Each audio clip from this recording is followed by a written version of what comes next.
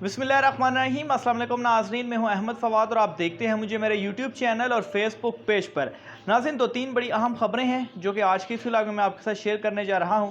सबसे पहली ख़बर तो ये है कि मौजूदा जो हुकूमत है इसका ख़ात्मा होने जा रहा है और मौजूदा हुकूमत को ये बात अब ख़ुद मालूम हो चुकी है और कुछ गड्ढे उनकी जानिब से खोदे जा रहे हैं कि आइंदा आने वाली हुकूमत के लिए मुश्किलात पैदा की जाएँ।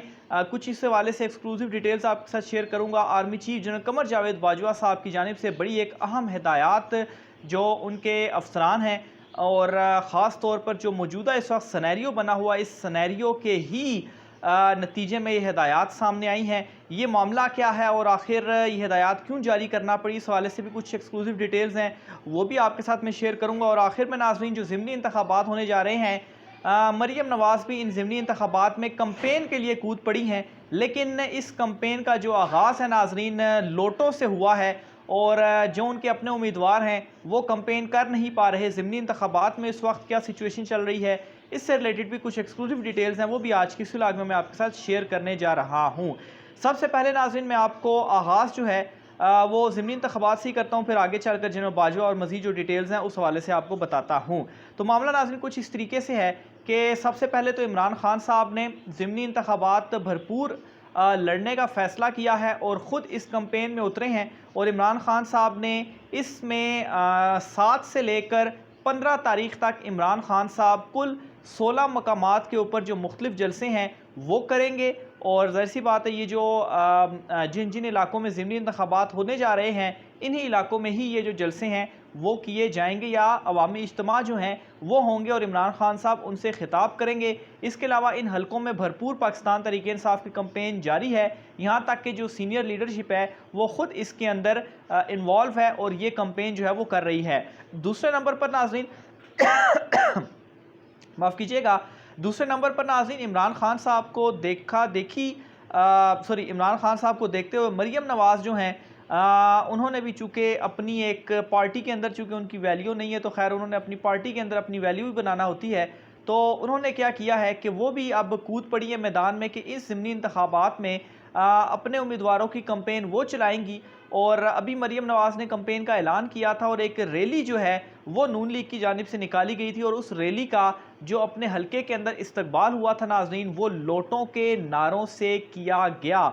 वीडियोस नाज़रीन इस हवाले से काफ़ी ज़्यादा वायरल भी हुई, लेकिन ये जो कंपेन है, एक तो लोग इसमें मौजूद नहीं हैं और जो लोग आते भी हैं इस कंपेन में तो उनमें लोग जो है वो लोटों का जो नारा है वो बुलंद करते हैं, यहाँ तक कि लोटे अपने साथ लेकर आते हैं।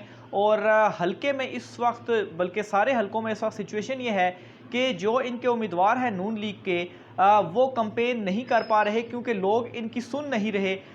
लोटों के हवाले से इस वक्त शदीद जो रद्द-ए-अमल है वो अवाम के अंदर मौजूद है। दूसरी साइड पर नाज़रीन इन्हीं चीज़ों को देखते हुए जो हमज़ा शहबाज हैं, यहाँ तक कि जो मौजूदा हुकूमत शहबाज शरीफ या नून लीग है, उन्होंने ये चीज़ भांप ली है कि वो किसी भी सूरत ये इलेक्शन नहीं जीतेंगे। यहाँ तक कि उनको कुछ रिपोर्ट्स भी इस हवाले से दी गई हैं कि इमरान खान साहब की जो पॉपुलैरिटी है वो इस कदर बढ़ चुकी है कि ये इंतखाबात इमरान खान साहब भी जीतेंगे।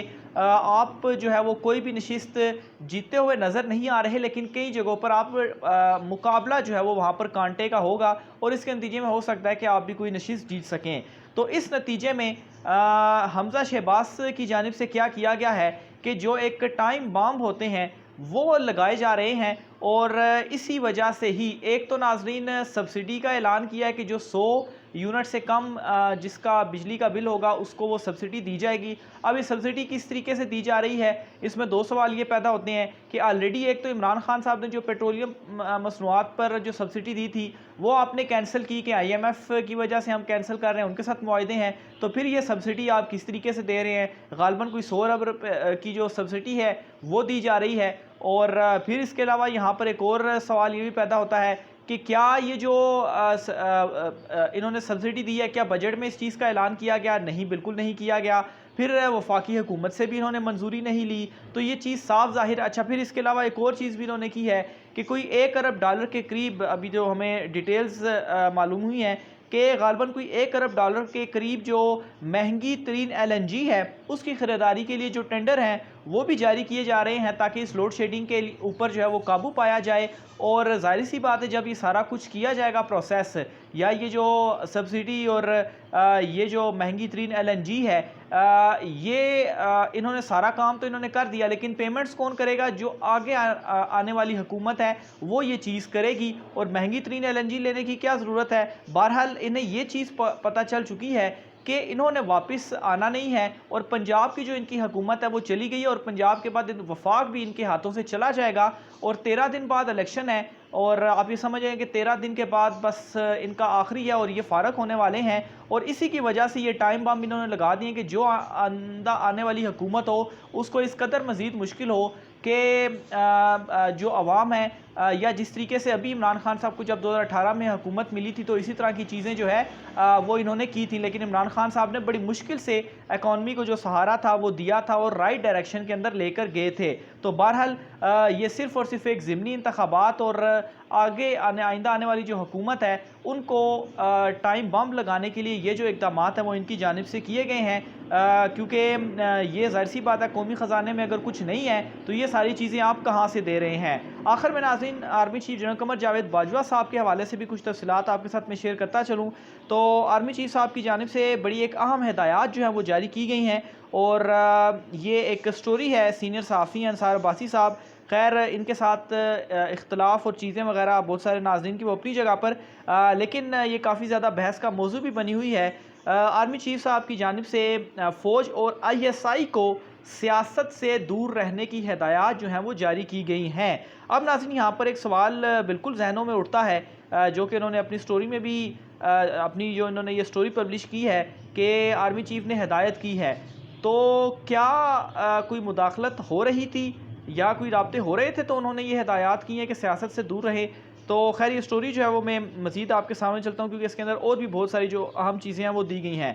तो इसमें कहा गया है कि army chief general Qamar Javed Bajwa ने अपने तमाम कमांडर्स और अहम अफसरान बशमूल ISI से वाबस्ता हुकाम को सियासत से दूर रहने और सियासतदानों से बातचीत से गुरेज की ताज़ा हिदायत जारी की हैं। ये हिदायत इमरान खान की ज़ेरे क़यादत पाकिस्तान तहरीक इंसाफ की जानिब से मिलिट्री इस्टेब्लिशमेंट के ख़िलाफ़ प्रोपेगेंडे के तनाजुर में दी गई हैं। अच्छा, ये इसमें याद रखिएगा कि क्योंकि ये जंग जियो के लिए लिखते हैं तो, या दी न्यूज़ के लिए, तो ये चूँकि वहाँ से है तो इसमें बेशक आप इस तरह से ले सकते हैं कि इसमें एंगलिंग जो है वो उसमें जो है वो की होगी कि शायद इमरान खान साहब के अगेंस्ट जाएं। लेकिन खैर, स्टोरी सुनिएगा कि आगे मज़ीद क्या लिखते हैं।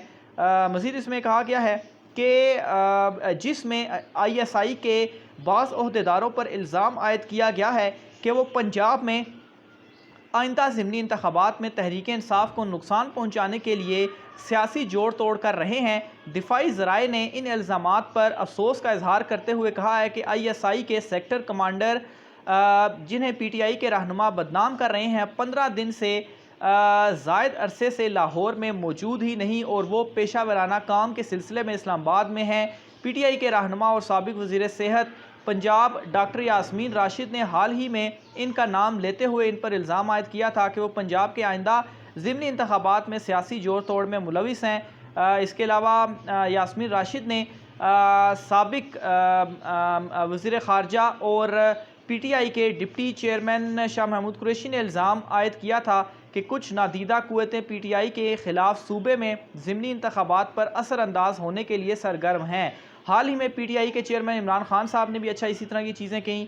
इसके अलावा मज़ीद वो लिखते हैं कि दिफाई ज़राए का इसरार है कि PTI को चाहिए कि वो सिक्योरिटी इस्टेब्लिशमेंट को बदनाम करने के बजाय शवाहिद पेश करे और अगर ज़रा भी सबूत फराहम किए गए तो ज़िम्मेदारों के ख़िलाफ़ कार्रवाई की जाएगी। अच्छा, तो बहरहाल ये वो सारी खैर ख़बर अपनी भी बीच में इसमें वो जो उन्होंने जहाँ से रब्ता किया और वो चीज़ें हैं। बहरहाल मेन इसमें ये चीज़ है कि आर्मी चीफ साहब की जानिब से ये जो हिदायत हैं वो जारी कर दी गई हैं। मज़ीद तफ़सीलात भी आपके साथ शेयर करता रहूँगा। आज की व्लॉग से इतना ही। राय का साथ कमेंट बॉक्स में कीजिएगा।